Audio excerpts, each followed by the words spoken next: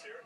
It looked like, if you're reading your expression at the end of the match, it was more relief than anything else. To describe your performance out there tonight. It was okay. I got through. I'm still trying to find myself. I played some matches last week, but I'm certainly still short on match play this year. But I'm okay with having to defend another win. It's something. It's a good problem to have. Describe what it's like to find yourself, because there's been a lot of clarity for you over the years in your career. This is a place at night you're very familiar with. You've won a lot of matches out here.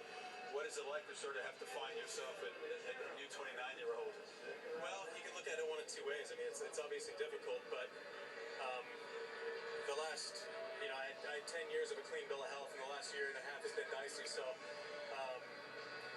I can complain about the year and a half, or be thankful for the 10 years before that. I'm just going to keep fighting. It's what I do. I don't really care if it's ugly. I'll try to get through.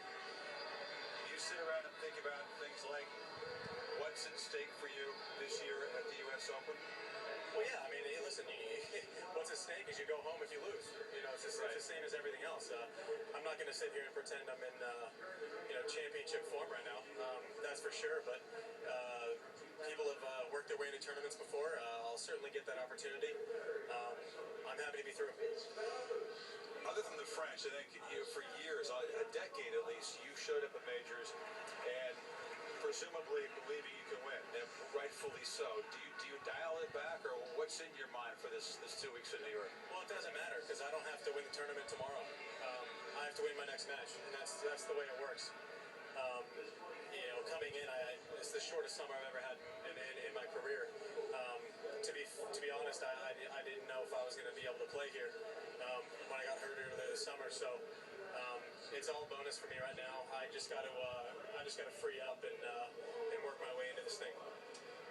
You said you're trying to find yourself and searching. Does that happen on the court sometimes? There's a million people, a million voices, a lot of money, ESPN telling you how you should play. You shouldn't do this. You should do that. Are you searching, or is it clear for you? Well, I'm convinced being a tennis analyst is the easiest job in the world, because whatever the person does, if it works, you just say that's what's good, and if it doesn't work, you guys just go, he should have done the other thing. So, I'm pretty convinced that I could be a tennis analyst when I'm done.